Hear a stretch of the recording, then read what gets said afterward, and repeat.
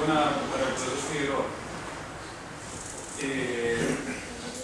Me pareció interesante la definición de crisis que entregó, pero quiero motivar una reflexión en torno a la segunda parte de la definición, en tanto es abierta hacia un desarrollo incierto, la crisis. Por ejemplo, sabemos cómo se veía la estructura del tiempo histórico en Grecia, la metabolai, como un ciclo, ¿no es cierto? En ese caso, el ciclo no estaba nunca exento de crisis. La revolución era parte de la historia, la monarquía, la tiranía, la democracia, la revolución, era todo parte de lo mismo, pero el final no era incierto, había crisis, se sabía qué es lo que venía, porque todo dependía de la estructura del movimiento histórico. Entonces, el que hubiese crisis no dependía, o sea, la crisis nunca tenía un desarrollo incierto. Se sabía lo que venía porque, por decirlo así, la historia era un tanto mecánica. Si uno lo ve desde otro punto de vista, por ejemplo, desde el punto de vista de la Hannah Arendt, por ejemplo, también hay crisis, hay revoluciones, pero sin embargo lo que hay en la revolución es un quiebre en el movimiento histórico de nunca retorno. O sea, lo que hay es una apertura a un nuevo movimiento histórico y nunca más se vuelve al anterior. Y eso es lo que a ella la hace considerar que, por ejemplo, la Revolución Americana es la verdadera revolución y no la francesa, que vuelve a la monarquía. Entonces la Revolución Francesa sería metabolai y no una verdadera revolución. Pero de nuevo está lo mismo, hay crisis, pero se sabe en qué va a desembocar. Y por eso, o sea, quiero motivar la reflexión en torno a que creo que para poder entender la definición de crisis que entregaste, creo que habría que ver también bajo qué modelo de movimiento histórico la estás pensando.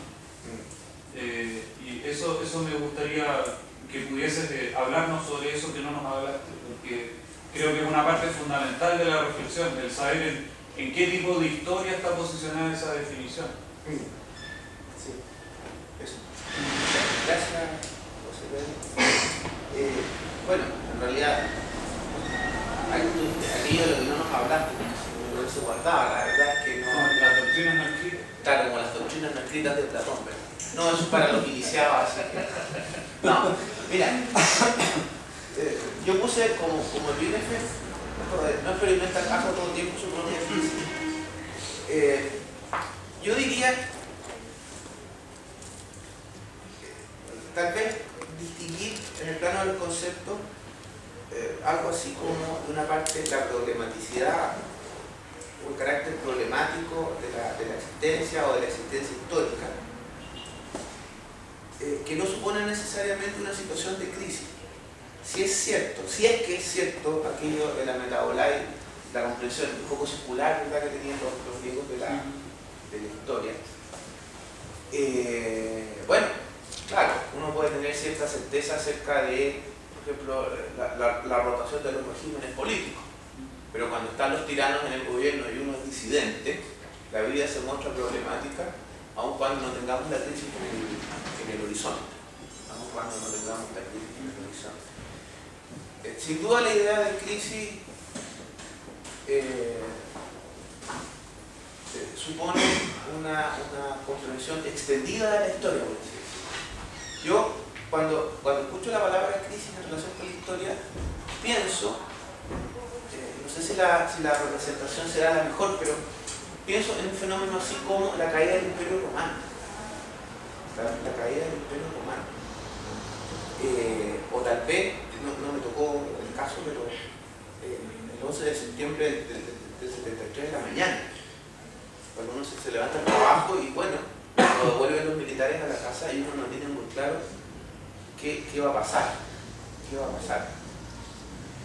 En el caso de la revolución, claro, la revolución es como un nuevo comienzo y supone, a diferencia de la crisis, un cierto grado de control, sobre el desenvolvimiento de los acontecimientos. la Revolución de Octubre. Entonces ahí habría que distinguir distintos no sé, sentimientos, estados anímicos, modos de encontrarse respecto de la complejidad de la existencia individual e histórica.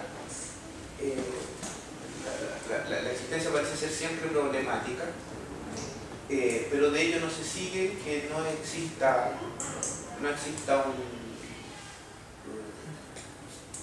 no vislumbremos en algunos casos hacia dónde puede ir el asunto.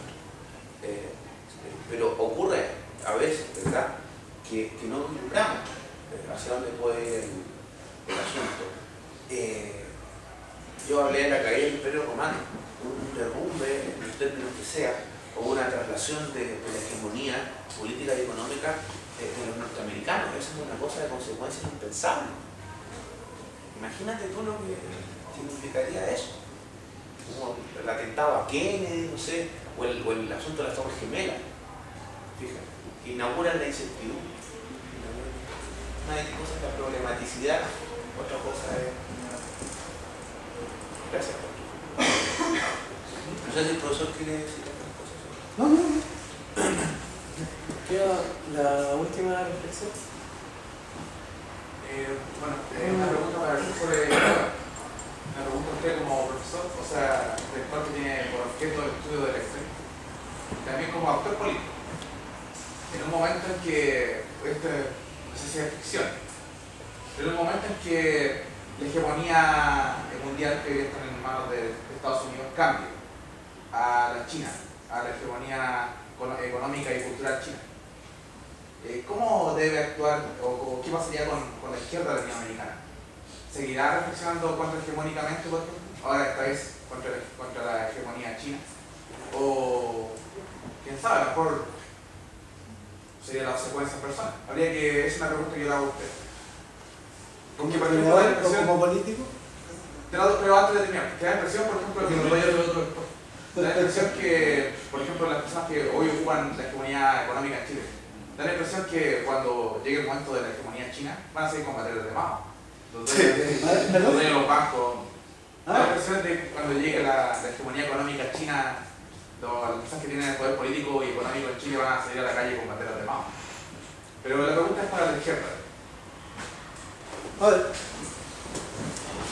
el caso chino es bien complejo, porque, digamos, en el lapso de 60 años, pasaron del feudalismo con reminiscencias capitalistas al socialismo, y de ahí pegaron un viraje y hoy día tienen un país con una franja capitalista y otra franja socialista. Y eso se sujeta en la hegemonía del Politburó y de la fuerza y en una enorme explotación del trabajador, que no está muy lejos de la nuestra. Hoy día veía a los hermanos Parisi que entregan hartos datos interesantes y decían, mire, el sueldo de los chilenos está ahí más o menos en los 160.000 pesos, pero los chinos están por los 140.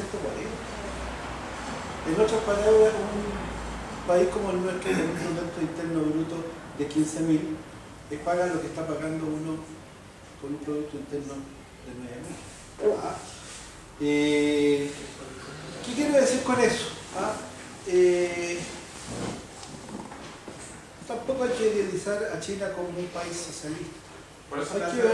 Hay que verlo como lo que es, una formación social, ¿no? Con nuevas características. Tal como en su tiempo otros autores, qué sé yo, descubrieron el concepto de formación social y dijeron, mire, dentro de una formación social coexisten distintos modos de producción, es lo que está pasando en China. Por lo tanto hay que tener eso como primer elemento muy claro. Y segundo, primero yo me preguntaría si existen izquierdas en Chile. Porque si usted me dice los socialistas son izquierda, los PPD son izquierda, si miro los grupos, Oveja Negra, qué sé yo, más izquierda me suena, con todo respeto, a los anarquistas. ¿Ah? Y eso no van a estar nunca con los chinos. ¿Ah? No van a estar nunca con los chinos. ¿Ah? Entonces, claro, habría que precisar qué entendemos en Chile por izquierda. Hay grupos, hay sectores, ¿ah? Que además esto va a ser, si es que se da, como plantean todos estos autores, 10, 12, 15 años más. No creo que nadie se vaya a entregar como años atrás que uno decía, lo veo en Moscú y sabe que no es paraguas. ¿Ah? No creo. Ha pasado mucha agua bajo los puentes como para que no haya una mirada crítica. ¿Ah? Y en la medida que se va madurando, esa mirada crítica es cada vez más clara. ¿Ah? La izquierda chilena yo creo que jugó momentos de gloria. Y no solo eso, contribuyó al desarrollo del país. Sin esa izquierda no hay un modelo ICI, ¿ah? No hay un modelo de sustitución por importaciones. Esa izquierda fue la que impulsó la modernización del Estado. Esa izquierda fue la que quiso hacer la gran transformación de los 70 al 73. Pero esa izquierda ha sufrido la derrota del 73, la derrota del 86, 20 años de derrota con la concertación. Entonces es una izquierda que está pagando un precio muy alto. ¿Ah? Más, fíjese yo, no sé si este tema fuese discutible dentro de una izquierda que se despolitizó. Mire lo que le estoy diciendo, el partido de izquierda se despolitizó. No sé si está en condiciones de discutir una temática de esa naturaleza. Se lo digo con lo siguiente. No sé si ustedes vieron anoche un foro en que estaba Carlos Larraín, el presidente de Renovación Nacional, con la Pascal Allende, Jorge Arrate y Burgo. Sorprendentemente malo. Sorprendentemente malo. Es que nunca había visto 4 parlamentarios de fuste, ¿no? Desubicados respecto a lo que fue el periodo 70-73. Con respecto a lo de Erwin. Claro, respecto a las palabras de Erwin. Con decirle que hoy día a las 6 de la mañana llamé a Arrate para decirle que nunca le había escuchado hablar más tonteras en su vida. Entonces, si esta izquierda que es incapaz de reconocerse en su propia historia, insisto, si esta izquierda que es incapaz de reconocerse en su propia historia, la pregunta ¿es capaz de sostener un debate de esa naturaleza? ¿Es capaz de plantearse un problema que significa entender la remodelación del mundo? ¿Están en condiciones de debatir si el marxismo que manejan quedó aprisionado en el marxismo de la derrota de los 70-73? Si no han hecho una recapitalización en términos epistemológicos, si no han logrado recrear y sobrepasar la teoría derrotada, yo no creo que estén en condiciones, ¿no?, como no sea, de subordinarse a otras hegemonías. Y por ahí podría ir la respuesta. Porque a lo mejor las otras hegemonías, empezando la DC, sí saludarían y por lo tanto arrastrarían a esto a un mercado, ¿ah?, de 1.000 millones de habitantes. Imagínense si les vende un copihue a cada chino. Imagínense. Eso fue lo que pensó la Coca-Cola. ¿Ah? Eso fue lo que pensó la Coca-Cola. Por ahí lo situaría yo. ¿Ah? En la pérdida de la noción de lo que en aquellos tiempos se llamó la hegemonía por el frente. Perdieron esa hegemonía porque se despolitizaron, porque perdieron peso teórico, porque desapareció en ellos la reflexión. Estoy haciendo una crítica muy dura, no en el sentido de criticar al partido político, porque no me sumo a las posiciones de derecha, sino en un sentido de tristeza. ¿Ah? En un sentido de que ese partido, o esos partidos tendrán que ser en algún momento, si no ellos u otros, recuperados. ¿Ah? Porque el rol de los partidos políticos en democracia es fundamental. Es fundamental, nos guste o no nos guste. Nos guste o no nos guste. ¿Ah? Por ahí yo iría haciendo más bien una reflexión, más que una respuesta, una reflexión.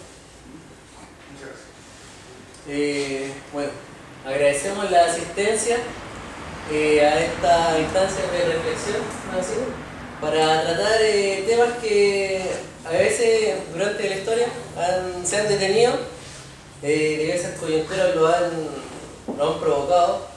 Y bueno, hacer la invitación a todos ustedes a que se acerquen a participar en el taller de pensamiento latinoamericano, Nos pueden